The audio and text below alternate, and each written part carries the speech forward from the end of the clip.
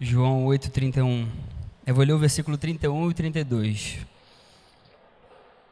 A gente pode ler?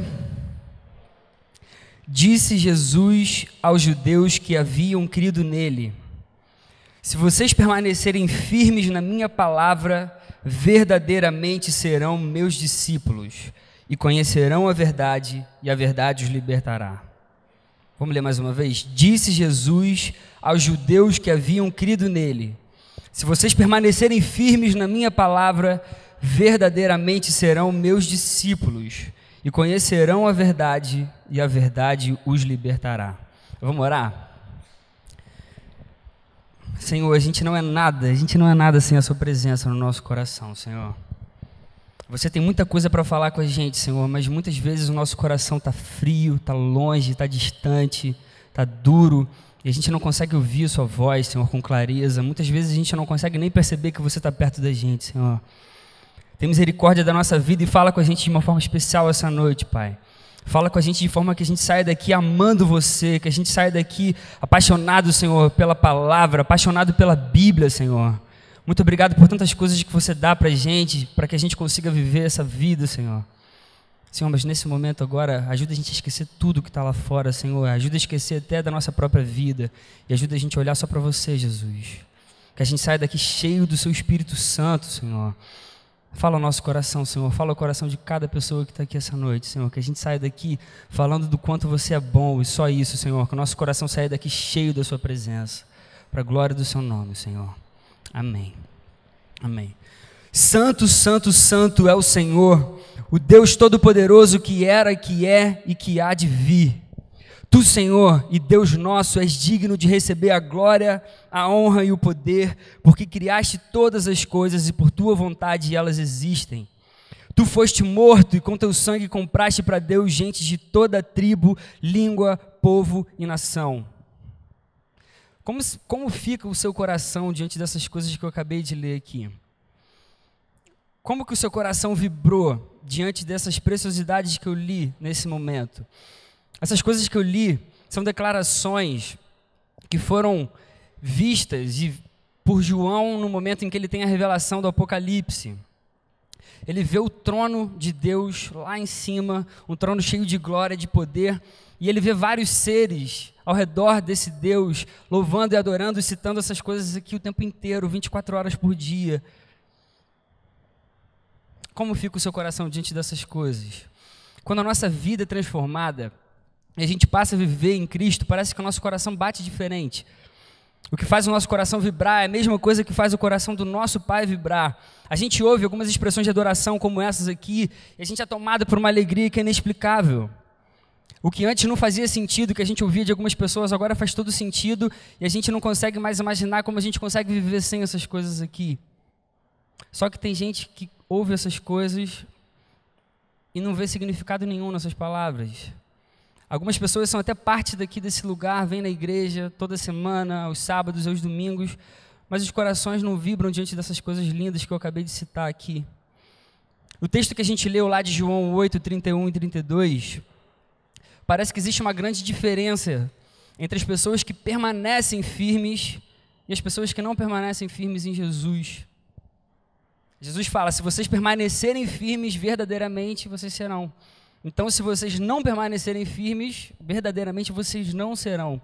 Existe uma grande diferença entre as pessoas que vivem em Cristo e aqueles que apenas gostam das coisas de Deus, de ouvir uma coisa legalzinha aqui ou ali. Existe uma grande diferença entre aqueles que permanecem e aqueles que não permanecem. Inclusive, ontem eu estava me preparando, fui dar uma corrida ali em Camboinhas e eu fiz essa oração, eu tenho feito essa oração ultimamente na minha vida. Senhor, me ajuda a viver todos os dias com você, me ajuda a permanecer em você em todo o tempo. O contexto do texto que a gente leu é o seguinte: Jesus estava ensinando para todo o povo ali. E foi logo um pouco depois daquele episódio da mulher adúltera, em que a mulher pega em adultério e vem os fariseus colocar Jesus à prova ali e fala assim: o que a gente faz com ela agora? Para ver o que Jesus ia responder. Logo depois de um tempinho, Jesus continua, ele volta para aquele povoado ali e continua ensinando aquelas pessoas que estavam ali. E Jesus começa a dar testemunho a respeito de si próprio, ele começa a falar a respeito de si próprio para as pessoas, só que existiam fariseus ali à volta dele que queriam anular todo aquele testemunho que Jesus estava dando de si próprio. E aí Jesus começa uma discussão com eles e ele começa a declarar verdades a respeito de si mesmo. Ele fala que se eles conhecessem ele, eles conheceriam o Pai. Ele fala que ele estava já indo para o Pai. Ele fala que o Pai que tinha enviado ele para aquele lugar. E ao mesmo tempo que tinha fariseus ali querendo anular tudo isso, vários judeus que estavam ouvindo creram nas coisas que Jesus falou ali. Assim como muita gente aqui no nosso meio. Quando a gente ouve, a gente crê naquelas coisas que Jesus fala com a gente. E aí, a partir desse momento que eles começam a crer em Jesus, eles precisavam de uma orientação para continuar na caminhada deles. Eles tinham acabado de crer numa coisa totalmente nova que Jesus veio e ensinou para eles ali. Só que agora, o que ele faz? O que ele faz daqui para frente? Tá bom, Jesus, eu crio no que você falou. Sabe quando você ganha um celular novo, alguma coisa nova, assim, que você não sabe mexer? Existem algumas coisas que fazem te ajudar a usar aquilo ali. Você pode ou ler o manual, ou você pode ver se alguém te ajuda, te ensina, alguém que já conhece aquilo ali. Ou então você sai mexendo, e aí às vezes você até faz besteira com aquela coisa. Mas quando a gente começa a nossa caminhada com Jesus, é mais ou menos assim, muitas vezes a gente tem dúvida. A gente não sabe o que fazer ali, o que fazer depois que eu creio, depois que eu digo que Ele é meu Salvador. Jesus deixa bem claro aqui que eles deveriam permanecer na sua presença. Eles deveriam permanecer em Cristo. Significa que eu preciso agora praticar essas coisas que Jesus falou, eu preciso obedecer a todas essas coisas que Jesus tinha falado. A gente pode deduzir disso que existe então uma grande diferença realmente entre aquelas pessoas que permanecem e as pessoas que não permanecem na presença de Jesus. Permanecer, entre outros significados, significa ficar até o fim. Ficar até o fim. Jesus deixa claro aqui para aquelas pessoas que eles deveriam ficar até o fim com a palavra dele. Eles deveriam permanecer com aquela palavra no coração até o fim da vida deles. Em outro momento, Jesus diz, em João 13, versículo 17, agora que vocês sabem essas coisas, felizes serão se as praticarem. Agora que vocês aprenderam de mim, vocês vão ser felizes, vocês vão se dar bem na vida se vocês praticarem essas coisas. Da mesma forma que o nosso coração é um termômetro de como a nossa vida está diante de Deus, como a gente fica, como a gente ouve verdades que são eternas, à medida que a gente vai vivendo todos os dias e permanecendo em Jesus, é que a gente vai tendo uma vida abundante. É isso que Jesus está querendo dizer para aquela galera. Se Cristo permanece no nosso coração, então a gente vai se alegrar com as coisas que Ele se alegra. A gente vai conseguir viver de verdade. Foi Ele que criou a vida e Ele que está ensinando isso aqui para a gente. E diante disso tudo, existem algumas lições aqui que esse texto traz e que falaram muito ao meu coração e eu queria compartilhar com vocês. A primeira delas é: quem ama a Cristo permanece nele. Quem ama a Cristo permanece em Cristo. Versículo 31 diz: se vocês permanecerem firmes na minha palavra, verdadeiramente serão meus discípulos. Vocês serão meus discípulos de verdade. Em outro texto, em João 1,14, está escrito: aquele que é a palavra tornou-se carne e viveu entre nós. Vimos a sua glória, glória como do unigênito vindo do Pai, cheio de graça e de verdade. Por que eu estou falando isso aqui? Porque Jesus é a própria verdade. Ele fala: se vocês permanecerem com a minha palavra, vocês serão meus discípulos, então vocês têm que permanecer comigo, porque eu sou a própria palavra. A palavra que agora se transforma em vida, em carne, aqui diante de vocês. Mas o que é permanecer? A palavra a gente sabe o que é. O que seria permanecer? Eu poderia citar várias coisas para vocês, mas eu prefiro citar com o exemplo da vida de um cara que fez história na história da igreja. Ele deixou seu nome marcado de uma forma muito marcante ali, muito chocante. George Whitefield é um dos caras conhecidos como Heróis da Fé. Não sei quem teve a oportunidade de ler aquele livro Heróis da Fé, esse cara aqui é um deles. O que ele fez para eu estar falando isso? Ele veio no século XVIII e ele pregava a mensagem de Jesus o tempo inteiro, falando sobre o novo nascimento e a justificação pela fé, e ele pregava para grandes multidões em Londres. E aí a galera naquela época da igreja começou a ficar um pouco receosa com aquele ensinamento e começou a recusar o púlpito para que ele não pregasse mais dentro das igrejas. Deviam achar que ele, de repente, estava blasfemando, alguma coisa do tipo. E aí esse cara começou a pregar em público, começou a pregar sem púlpito, começou a pregar ao ar livre, e dizem que ele pregava mais ou menos para 8.000 pessoas todos os dias lá em Londres. Inclusive, as pessoas, os estudiosos falam que esse evento foi o que deve ter começado o grande despertamento nessa época, no século XVIII, na igreja, que teve aquele grande despertamento na Europa. Mas aí você sabe como é que era a vida desse cara? Esse cara, ele quase nunca pregava sem chorar, ele lia a Bíblia dele de joelhos, ele orava todos os dias, frequentemente, a frequência era tão grande que outro cara tão bizarro quanto começou a usar esse método dele, John Wesley. Ele começava a ver que George Whitefield falava, as pessoas eram incomodadas e eram cheias do Espírito. Ele começou a fazer igual a ele. Existe um relato que um colega de quarto de George Whitefield falava que ele às vezes acordava de madrugada com o objetivo de orar mais e ler mais a Bíblia dele. Permanecer em Cristo. Permanecer em Cristo, é isso aqui. Sabe quando a gente vai para um retiro? Muitas vezes eu já ouvi várias pessoas falando, inclusive eu, assim, que no início você não está nem muito animado para ir, ou às vezes a gente se anima mais com as coisas que podem acontecer bacanas lá, de enduro, de gincanas e coisas do tipo. A gente vai meio desanimado, não quer nem participar muito das coisas, só quer jogar futebol ou fazer alguma outra coisa, ou conversar com a galera. Mas o tempo vai passando, os dias vão passando, a gente começa a buscar, aí tem a sós com Deus, tem os cultos, tem os momentos de oração, as células, e o nosso coração parece que vai aquecendo, vai recebendo mais de Jesus, a gente fica nos cultos e a gente adora mais e mais. Chega no fim do retiro, a gente não quer mais sair daquele lugar, a gente quer estar com Jesus todos os dias, a gente quer buscar Ele com todo o nosso coração. Isso é permanecer. A gente permanece quando a gente quer muito alguma coisa. Eu lembro quando eu era molequinho, eu adorava jogar futebol. Até hoje eu gosto de jogar futebol, mas eu jogava todos os dias, direto. Eu queria jogar todos os jogos que tinham, com todos os amigos que eu tinha. Se eu perdia qualquer jogo, ficava sabendo que algum amigo meu tinha jogado e eu não jogava, eu ficava triste. Eu queria jogar futebol. Da mesma forma que eu não queria perder nenhum jogo, a minha vida com Deus também tem que ser assim. Eu não quero perder um momento sequer com esse Deus. Eu não quero perder um momento sequer com Jesus, a presença dEle. A sós, no meio da galera, nos momentos felizes, nos momentos tristes, nas preocupações. Eu quero estar em todo o tempo com Jesus. Isso é permanecer. Isso é permanecer. Você percebe que não existe uma obrigação aqui no que eu estou falando? Não é assim, você tem que permanecer. Quando a gente ama, a gente permanece. Em nenhum momento eu era forçado a jogar futebol. Eu adorava jogar futebol. Eu jogava com prazer. Imagina, se minha mãe precisasse me obrigar, vai jogar futebol. Tipo, isso não precisava acontecer. Eu jogava com prazer, com alegria. Permanecer é a consequência natural daquilo que a gente quer, daquilo que o nosso coração está vibrando. Permanecer em Jesus é ter uma vida inteira de adoração. É viver para que Ele seja glorificado em tudo. Isso significa o quê? Ser constante em tudo que Jesus disse para a gente fazer. Não pode ser por obrigação. Não é por obrigação, é por amor. Você consegue imaginar um namorado com a namorada sendo obrigado a estar com ela? Tipo, é uma coisa que é natural, ele quer estar com ela e ela quer estar com ele. Eles não são obrigados a estarem juntos. É até contraditório você fazer algo obrigado por amor. Se é por amor, não pode ter obrigação. Nosso relacionamento com Jesus, Cristo, ele deve ser baseado no quanto a gente ama Ele. Precisa ser assim todos os dias da nossa vida. Se estiver chato, é porque alguma coisa errada está acontecendo. E aí vale a pena a gente parar, refletir, Senhor, por que está sendo chato? Por que eu não estou permanecendo na sua presença? Por que eu não estou te buscando? Isso não é uma imposição de Deus, é uma coisa natural que acontece com a nossa vida, com o nosso coração, enquanto a gente vive. Quem ama, permanece, mas só permanece porque ama. A segunda lição que esse texto traz para a gente é: permanecer em Cristo molda a nossa vida. Permanecer em Cristo molda a nossa vida.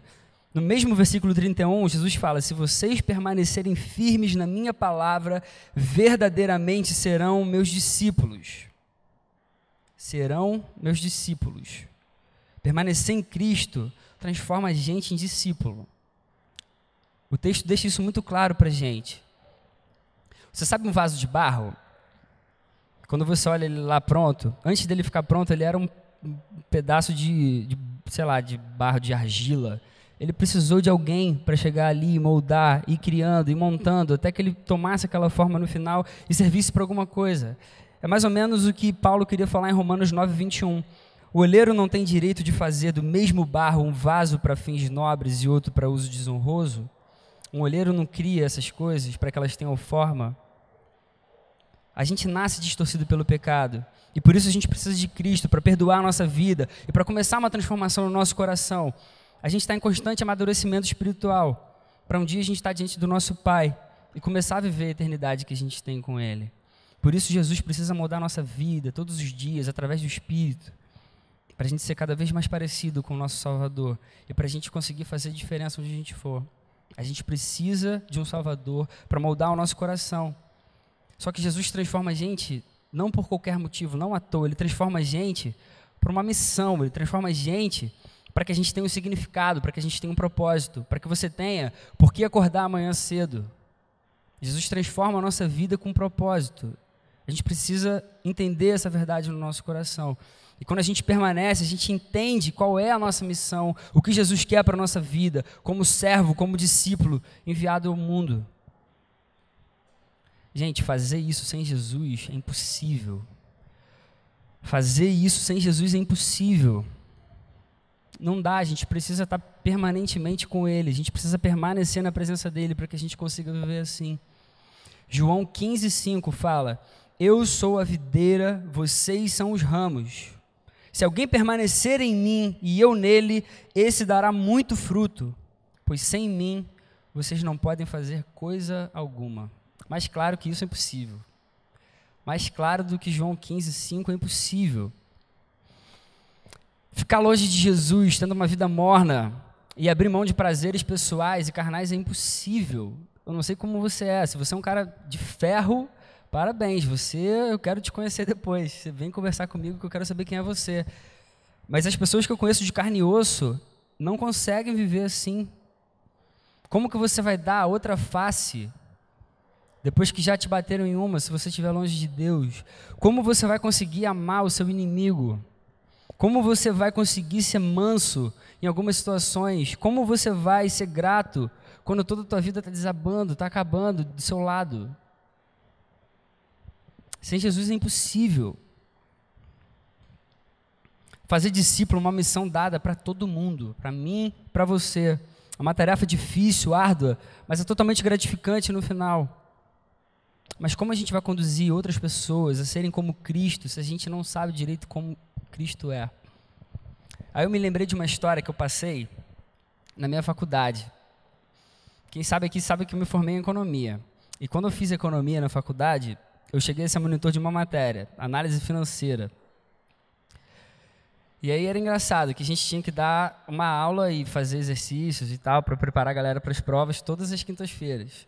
Só que tinha uma parte na matéria que era complicada, que nem eu dava monitoria junto com uma amiga, né? Eram 2 monitores, só que tinha uma parte que a gente achava meio complicada, que a gente não entendia, a gente não tinha muito conhecimento, né? A gente não tinha muita segurança naquilo ali. E aí chegou uma quinta-feira em que a gente tinha que fazer alguns exercícios daquele tema ali. E aí a gente ficou um pouco preocupado. Mas a gente falou, cara, vamos fazer, a gente acha que é isso aqui, vamos fazer assim. Enfim, a gente começou. Aí começou a ensinar. E aí a galera começou, pô, mas é isso mesmo? A gente, é isso mesmo, é assim que faz. E a gente ficou preocupado, mas enfim, depois a gente corrigia as provas, aí, tipo, se a galera fizesse igual a gente falou, a gente dava correto lá. Mas a gente falava uma coisa sem muita segurança. Você já imaginou você fazendo um discípulo assim? Sem ter muita segurança a respeito de quem Jesus é, do que Jesus fez por você, do que Jesus pode fazer por você? Imagina, o discípulo chega para você, pô, mas eu posso fazer isso aqui? Eu assim, pode, não sei, complicado.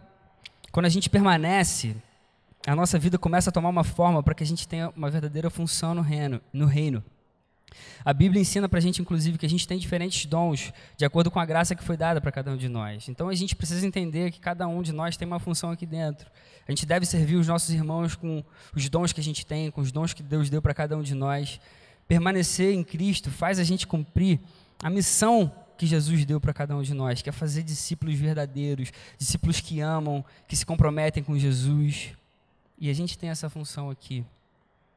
A gente precisa permanecer nele para que a gente seja moldado para um propósito.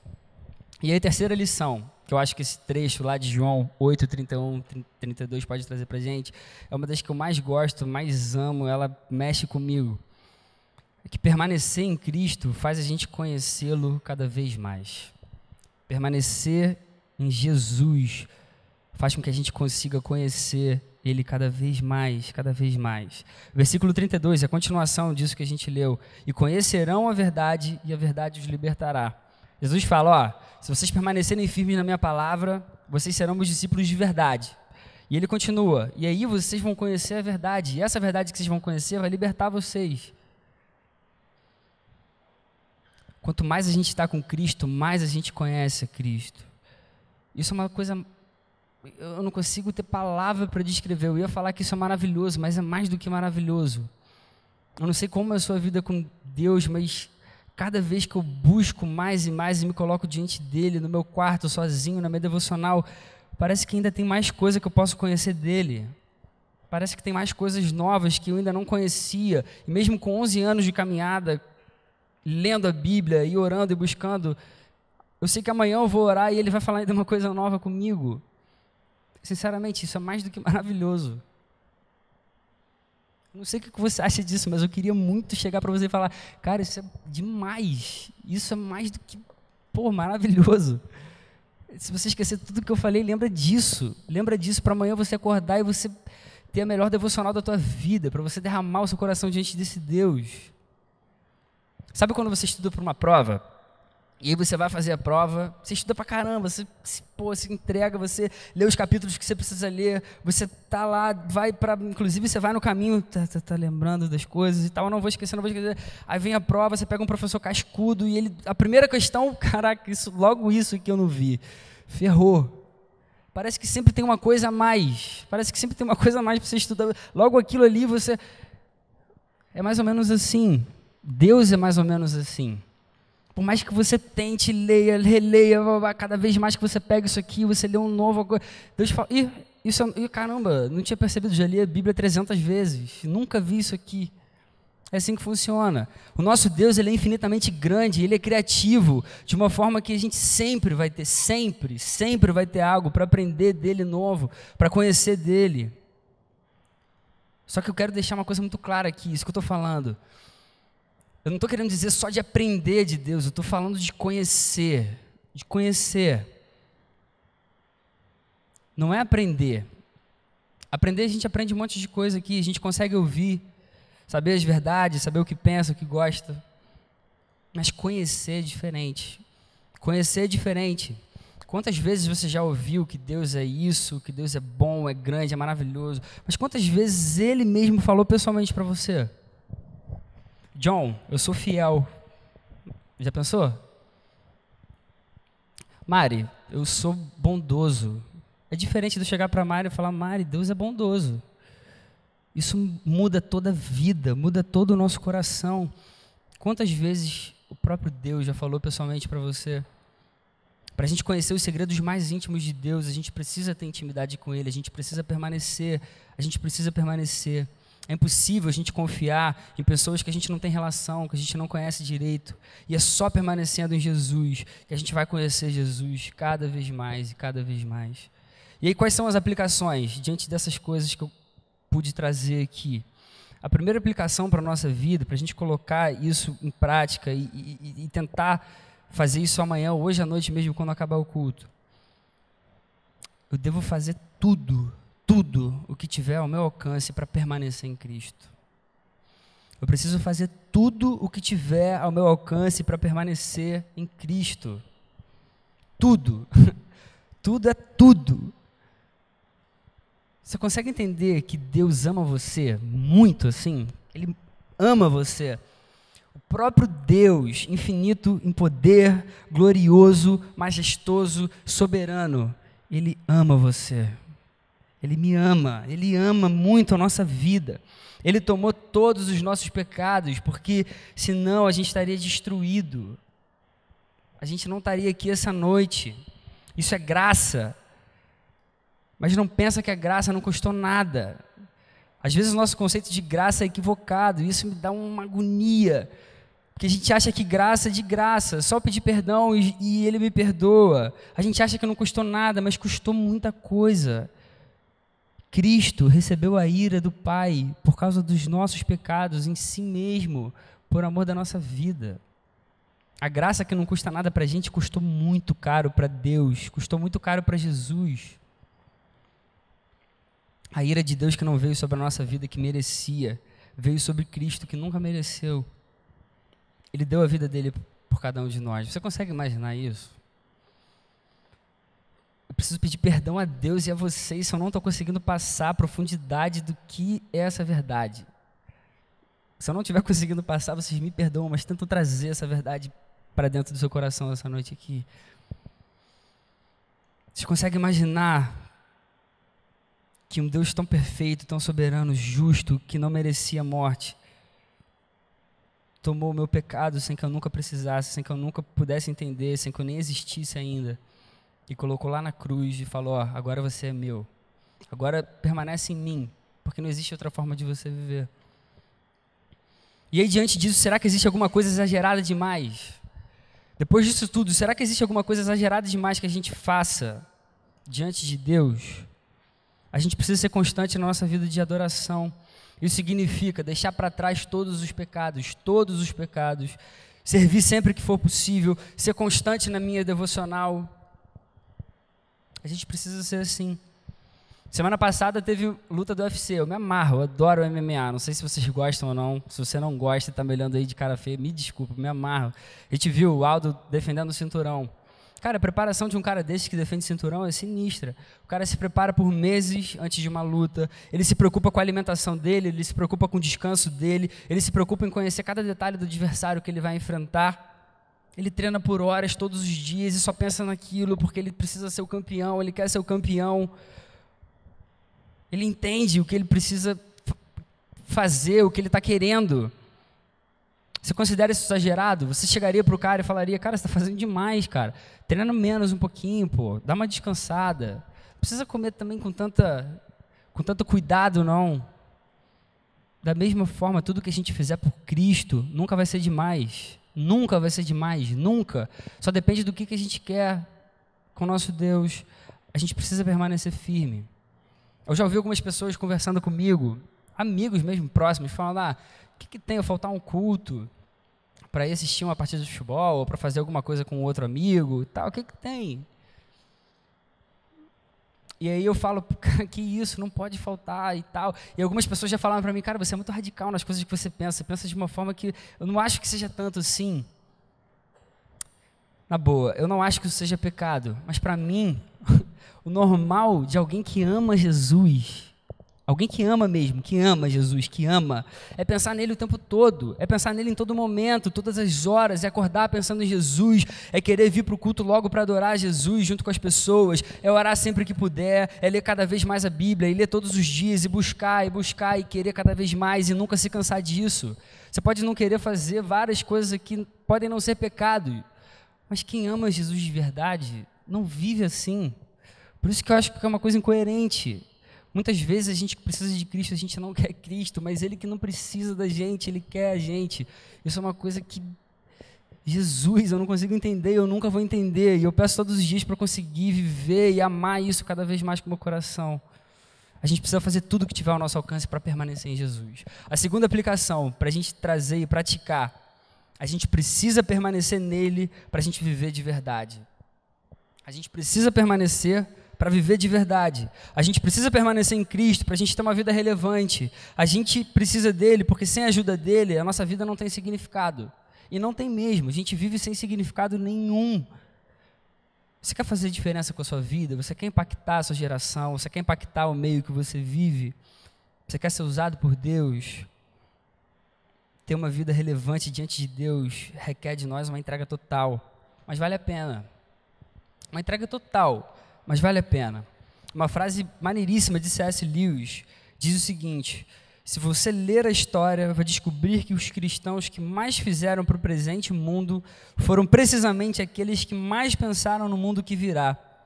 É porque os cristãos deixam de pensar no outro mundo que se tornam tão ineficazes neste. É porque os cristãos deixam de pensar no outro mundo e se tornam tão ineficazes neste. Sabe quais são as consequências de viver permanentemente em Cristo? Viver nele permanentemente. Há uns 3 anos atrás eu li a história de uma menina chamada Brooke Bronkowski. Eu não sei qual é a naturalidade dela.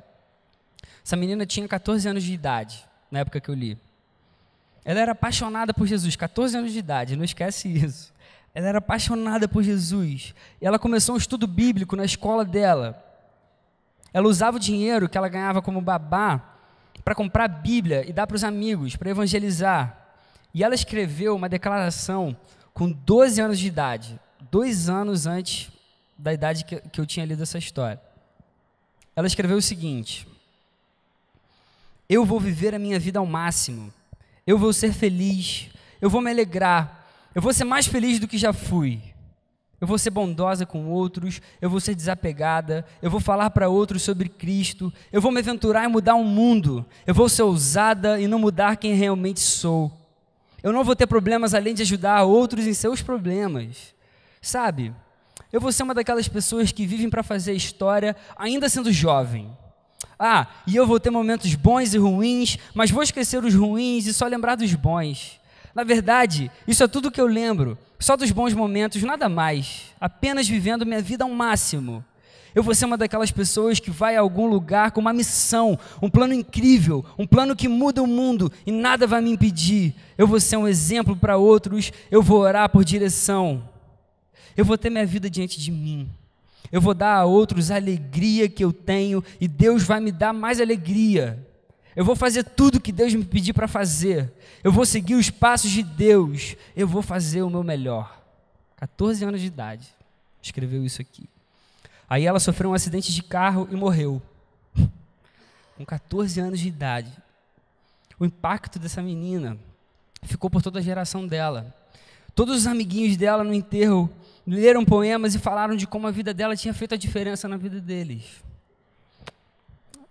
Permanecer em Cristo. Essas são as consequências. Isso é uma vida de verdade. Isso é ter um propósito pelo qual viver. Isso é permanecer em Jesus para que a vontade dele se cumpra. Você quer ter uma vida relevante? Você quer ter uma vida que faça sentido? Que as pessoas lembrem de você, que você deixe um legado nessa vida? Permaneça todos os dias firme em Jesus. Permanece todos os dias firme em Jesus. É a única forma. É a única forma. Eu quero concluir dizendo que a gente tem um Deus tão santo, tão lindo, tão bondoso, tão cheio de amor, que só ter a certeza dessas coisas já seria o suficiente para a gente querer estar sempre do lado dele. Só da gente ter certeza do quanto ele é lindo, do quanto ele é perfeito para a nossa vida, o quanto ele tem graça, já seria o suficiente. É claro que o caminho é estreito, eu não estou querendo falar de uma vida utópica, que você vive, caralho, e você começa a impactar e você é sinistrão. O caminho é estreito, é difícil pra caramba, você passa por dificuldade pra caramba. Jesus, ele deixa isso claro. Mas quando a gente vê o que Jesus mesmo suportou, todo o sofrimento que era meu, para mostrar o tamanho do amor dele por mim, é impossível que o meu coração não vibre mais. É impossível que eu venha aqui todos os sábados e a minha vida seja a mesma coisa, a mesma porcaria. E eu não busco mais, e eu sofrio, e eu parei de ler a Bíblia. Gente, no final a gente vai ter recompensa, lembra disso, a nossa vida aqui é muito curta, o nosso mundo não é esse, aqui a melhor forma de viver só pode ser permanentemente em Cristo, com Cristo e para sempre, lembra que eu falei que permanecer significa, entre outros, ficar até o fim, ficar com a palavra até o fim, ficar com Cristo até o fim. É isso que a gente precisa amar Jesus, para que a gente permaneça na presença dele, para que a gente seja moldado, para que a nossa vida passe a ter sentido. Vale a pena ficar até o fim, que seja assim até o fim da sua vida, que seja assim até o fim da sua história. Amém? Vamos orar? Feche o seu olho, abaixe a sua cabeça.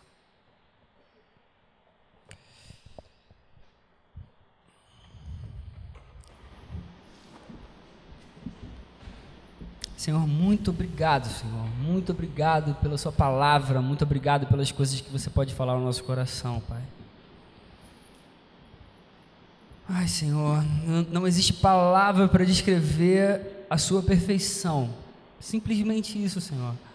Quando a gente começa a tentar imaginar o que é você, o seu tamanho, Senhor, nossas mentes não têm noção de quem é você, do quão grande, do quão perfeito, do quão soberano você é, Jesus.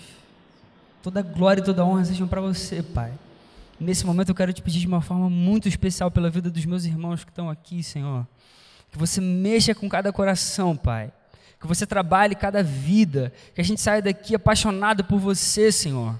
Que a gente saia daqui apaixonado pela Bíblia, que a gente saia apaixonado pelo seu nome, que a gente saia daqui apaixonado pelo seu reino, que a gente saia daqui, Senhor, pensando mais nos outros do que na nossa própria vida, Senhor, que a gente consiga ser discípulo, que a gente consiga fazer diferença por onde a gente for. A gente precisa de você, Senhor. Mas Deus, se o seu Espírito Santo não falar com a gente não vai ouvir. Então que o seu Espírito Santo nessa noite, Senhor, possa tocar os corações e que a gente não esqueça do que a gente ouviu, Deus. Que a gente saia daqui falando do quanto você é maravilhoso, o quanto você é perfeito, todas as coisas que você pode fazer, Senhor. E que a gente saia daqui disposto a ser usado por você, Pai. Que a nossa vida tenha significado, que a nossa vida tenha sentido, Senhor. Ajuda, Senhor, para que a gente seja alguém nesse mundo, Pai, e que a gente consiga deixar um legado muito maior do que coisas pequenas que a gente pode fazer nesse mundo, mas que seja um legado cheio da sua presença, seja um legado em que as pessoas falem de Jesus e não da gente. Faz assim, por favor, Senhor, é minha oração com muito temor, Senhor, com muito temor, Jesus. Eu peço muito, Senhor, por esse grupo de jovens, Pai. Continua, Senhor, a sua obra nesse lugar e faz um avivamento inesquecível, Senhor. Que a sua palavra possa inundar o nosso coração, possa encher a gente de alegria, possa, Senhor, renovar o fogo dentro da gente, a chama, Jesus, para que a gente viva só para você e só para você. Para a glória do seu nome, recebe a nossa adoração e todo o nosso louvor, Senhor. Continue trazendo cada vez mais pessoas que sejam salvas pela sua palavra, sejam salvas, Senhor, pelo seu poder, pelo seu Espírito Santo, Senhor. Muitos ainda precisam de você, Senhor. A gente não quer, Senhor, saber de pessoas de outras igrejas, a gente quer saber de pessoas que ainda não te conhecem, Senhor. Os perdidos, abra os olhos deles, Pai, que eles consigam ver você, que eles amem você, que eles queiram ter uma vida diante da sua presença, para a glória do único Salvador, do único Deus, do Deus soberano sobre todas as coisas, sobre toda a vida. Senhor, que a gente seja uma igreja relevante, Pai, relevante, Senhor, no nome de Jesus, no nome de Jesus, no nome de Jesus, Senhor. Amém.